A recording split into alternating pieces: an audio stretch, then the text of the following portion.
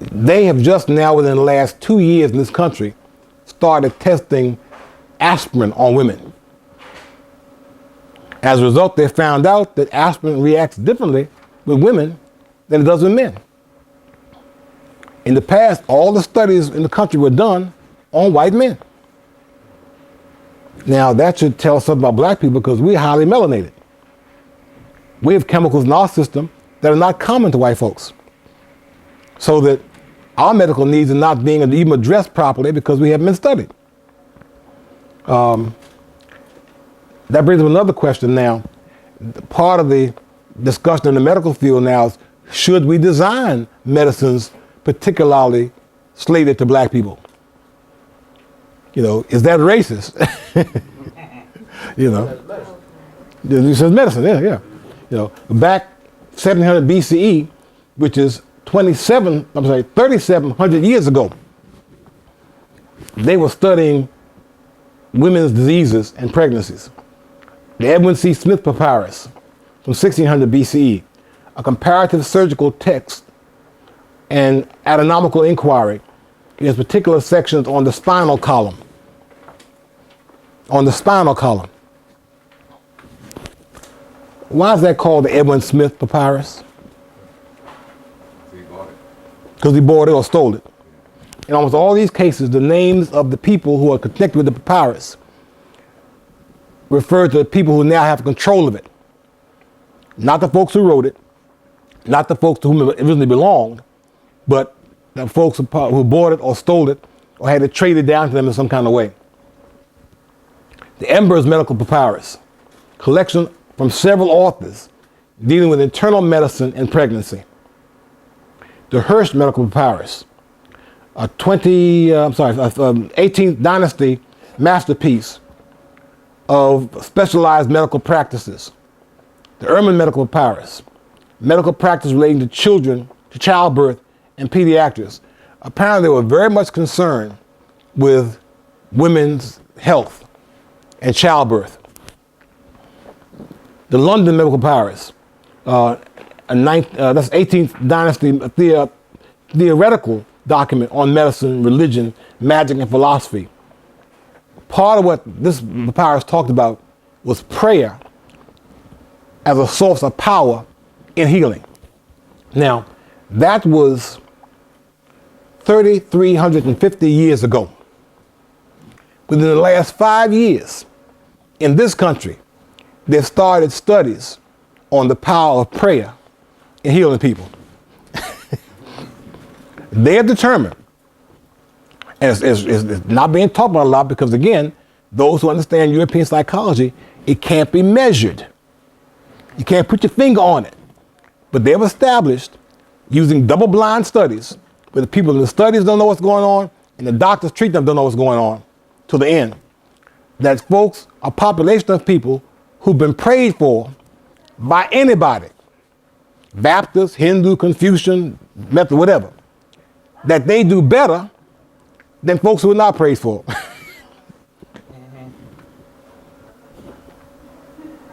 Within the last 5 years, they started studying that. Folks in Kemet were studying that 3,350 years ago. The Berlin Medical Papyrus, that's a 19th dynasty reflection on the work presented in the Embers and Hirsch Papyrus. So that's the equivalent of a medical journal. Here in the Berlin Papyrus, they were making comments on these two papyrus. They were going back and reviewing the work of earlier times to bring it up to date. We have medical journals these days do the same thing. And find the Chester Beatty Medical Papyrus, writings of Tet, Netta or Netta Hotep on diagnostic medicine. One of the reasons that, again, they could preserve the body so well during embalming is because they knew about anatomy and they'd studied those things so well. So again, you know, this blows my mind. When you think about the things that we're just now beginning to delve into and how many thousands of years ago was being looked at seriously and commented on by people who look like us.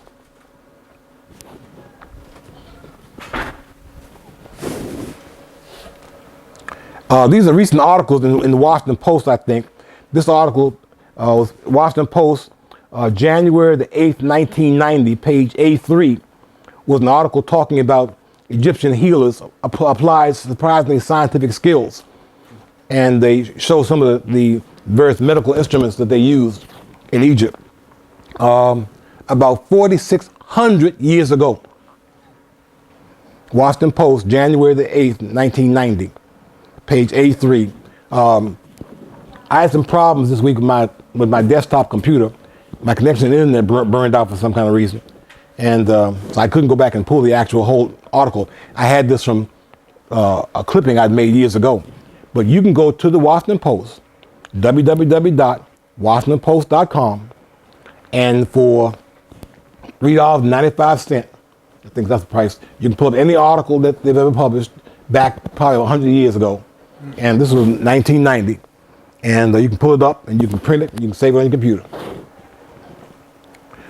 Another one I have here, 4,000-year-old treatment revived to heal wounds. See if I can read this one off the computer.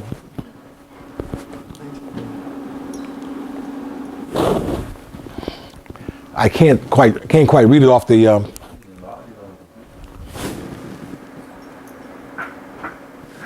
The point is, what the article talks about is they found a treatment using material something like sugar that the Egyptians used to help wounds heal faster. And they've now gone back and started employing this, and miraculously they find out that the Egyptians had a method for having wounds heal faster than our modern medicine can do.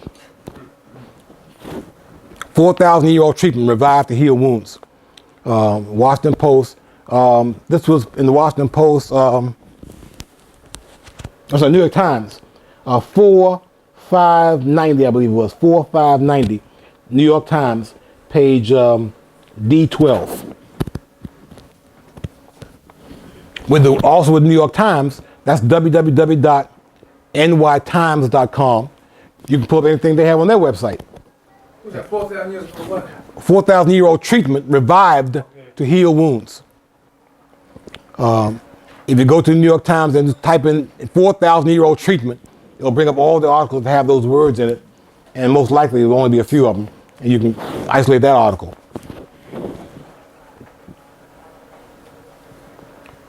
Mathematics. This is a copy of a papyrus known as the Rhind Mathematical Papyrus. And one of the things you can see immediately, you can see triangles here. And other geometric forms. We know now, primarily out of the work of the guy that wrote Mathematics at the Time of the Pharaohs. Somebody have that book? Mathematics, okay. Mathematics at the Time of the Pharaohs. I thought I brought it with me. I don't see it at the moment. Anyway, that book talks about mathematics that was done by the folks in Kemet and goes into the various proofs that were being outlined here. This is a mathematical text where they were proposing problems and solving them using mathematics. And we know now they used addition, subtraction, multiplication, division. They used algebra, and they used elementary linear equations, solving unknowns, solving for unknowns. Something totally unknown in Europe till the 18th and 19th century.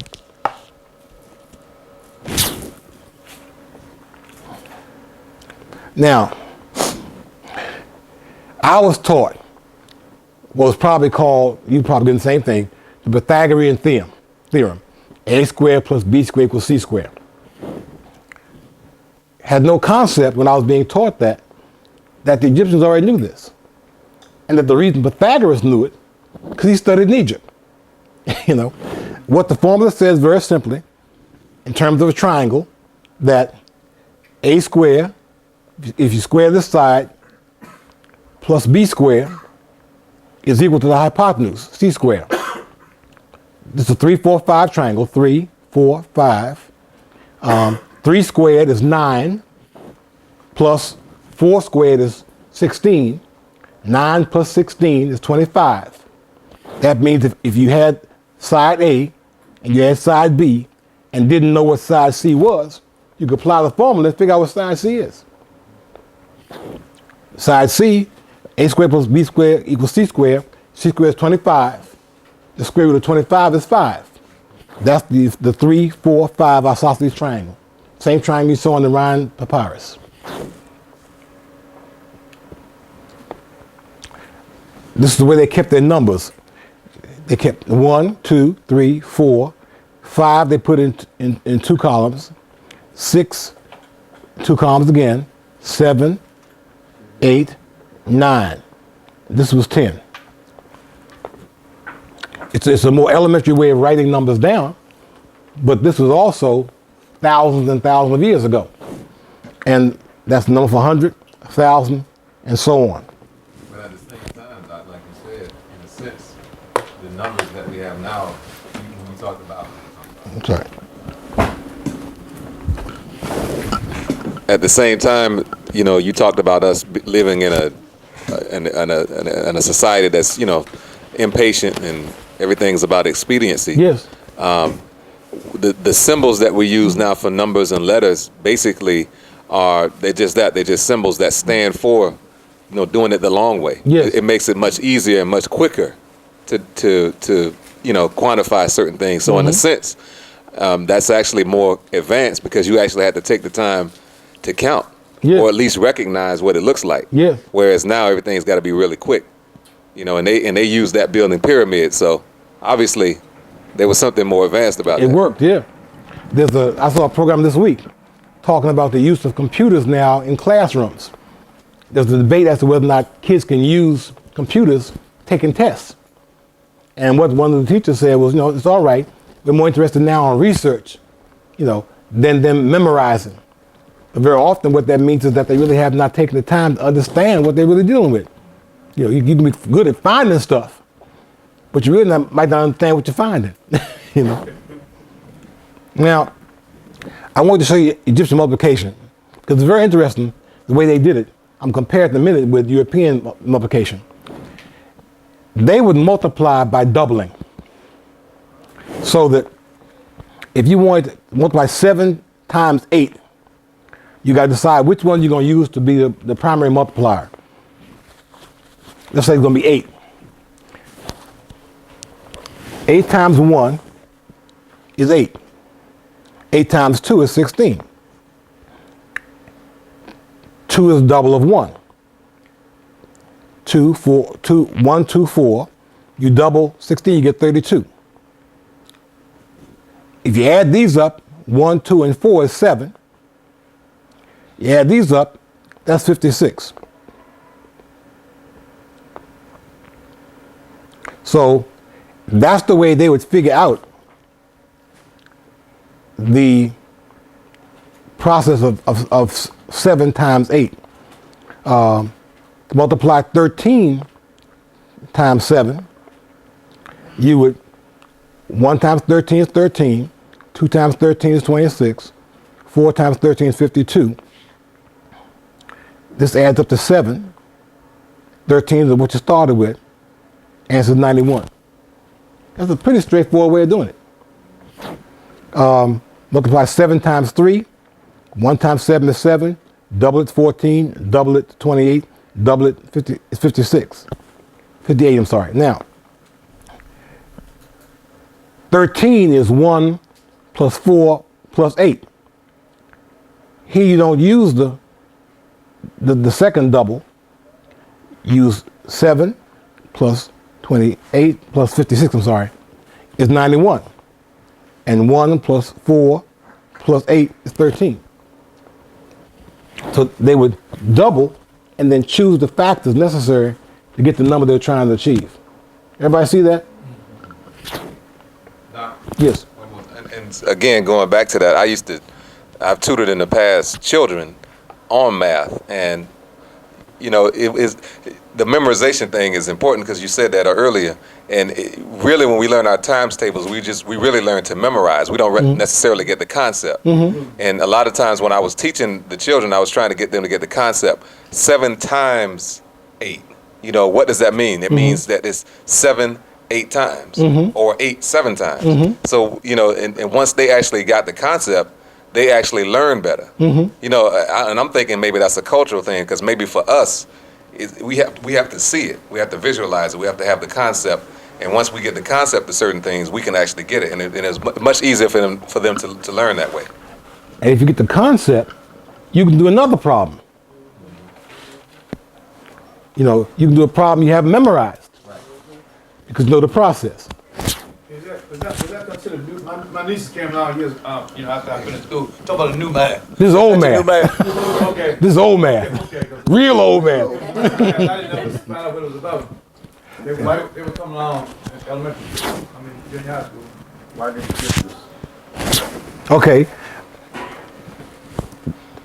They skipped the second one because what you're trying to do is find the multiples that give you, the problem is 7 times 13. So you want numbers on this side equal 13. 1 plus 4 is 5. 5 plus 8 is 13. If you included the 2, it would be 13. And you take the corresponding multiple of 2, 7, you skip the second one, 26, 28 and 56, and they ask 91. But they would have to skip 14 because they skipped the 2. That's right, exactly. Whatever they skipped on the left, they'd have to skip on the right. There you go. If they didn't know what it was. There you go. Without having to speak on it. And this is 2000 BC. Again, 4,000 years ago. Is that in the book? Is that in the book, John? That's in the book Mathematics at the Time of the Pharaohs, yes. Now, here was European style mathematics, 1542.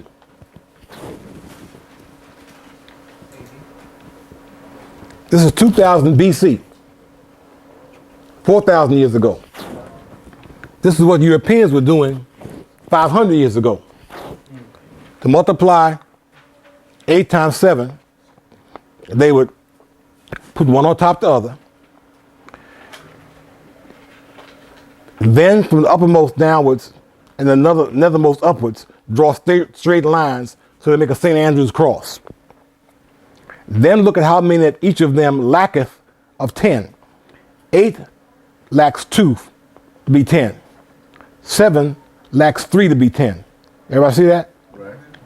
And write them against each other at the end of the line, and that is called the difference. Then what you do, you multiply the two differences, saying 2 times 3 makes 6. 2 times 3 makes 6. That I must ever set down under the difference. And put it down there. Take from the other digit, not from his own, as the lines of the cross warn me, and that is left is left. I must write under the digits. If I take 2 from 7 or 3 from 6, 2 from 7 leaves 5. 3 from 8 leaves 5. I say, so it's got me confused already. Must be the king's math. 2 from 7 is 5. Okay, that makes sense. And yeah, okay, yeah. I was trying to. I thought I'd do some other side, but I don't. I've already got the 6 down here, and now I've got the 5. So the answer is 56. But that to me seems like, you know, a more difficult way of doing it than they were doing it 4,000 years ago. This is 500 years ago in Europe. And this is probably considered high math by them then. Another problem, by what must I multiply 8 to get 184? Once again, 1, I start with 8. So 1 times 8 is 8. 2 times 8, I double. They didn't say 2 times, they said this doubled. 8 here, 16, 32, 64, 128. Now what I want to try to find out is how do I get 184 out of these numbers right here? And I get it by adding the 128, by skipping the 64, add the 32, 16, and 8.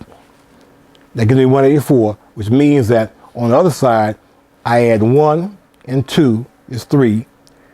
3 and 4 is 7. I skip the next one. 7 and 16 is 23.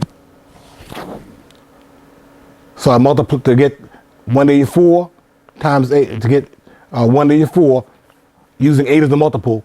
The other multiple is 23. Everybody follow that? I need to do it again. Why did you skip 60? You skip. Oh, I know, 'cause it didn't add up. That's right. You're trying to add up to 184. Now, oddly enough, this is based upon a system of twos, doubling. What modern convenience is based upon a system of twos, binary mathematics, doubling? Computers. That's right. Because computers use the binary system because the switch can be on or off. And if you ever seen computer language, it's a system of ones and zeros. Very much like what they did. You know? Okay? They did I'm not going to go into fractions per se, but they also did fractions. And part of they did fractions by halving. So you start with 1, and you take it, half of 1 is 1/2. Half of a half is 1/4. Half of 1/4 is 1/8.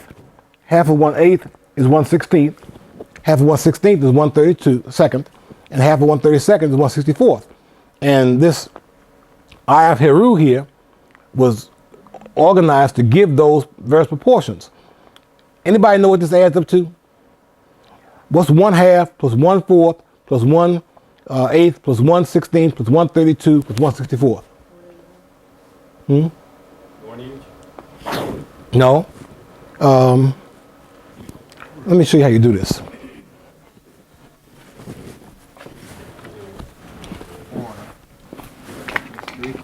Okay.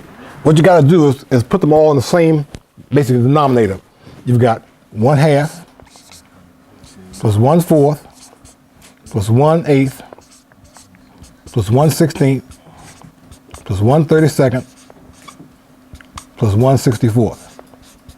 Now, it so happens that the thing that makes these all equivalent is this last term here, 64ths. That's the smallest portion. So we have to got to reduce everything to 64ths, and we can add them up. How many 64ths are in 1/2? 32. Okay? And the way you find this is just by taking the number here and dividing 64. How many quarters in 64? What's 4/16? How many eighths in? 8. And you see something else happening on top here now. You can see the pattern now. How many 16ths? 4.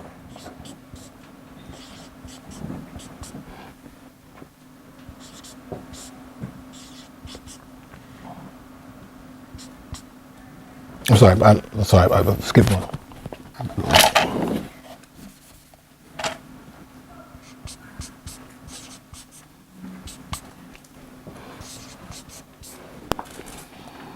32 plus 16 plus 8 plus 4 plus 2 plus 1 equals what? 63. So the whole thing, the entire I added up to 63 64ths. How many 64ths are we short to have one? 1 64th. We lack 1 64th. 1 more 64th makes 64 64ths. They said the last part had to come from God. God supplied the last part. Another way of them saying that God has to be in everything.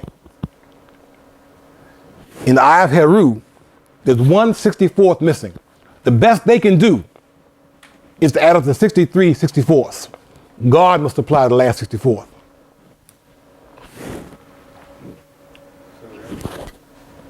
Question, anybody?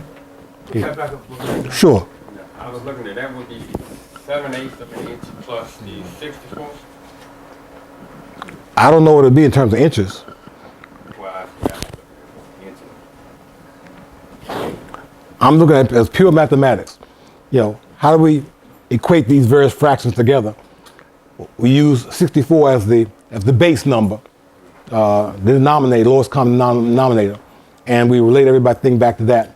And we add them up and get 63 64ths, which is their way of saying the final 64th had become from God.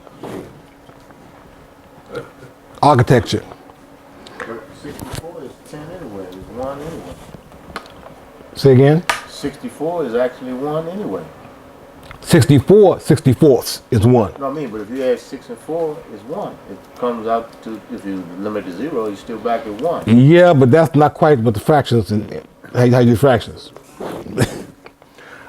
They started in Kemet with what's called mastabas or step pyramids, and they perfected that to the pyramids that we see at Giza and the types of pyramids that we see at Giza.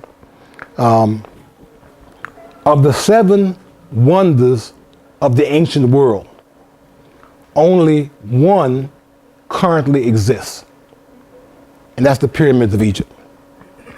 All the other wonders of the ancient world have now been destroyed.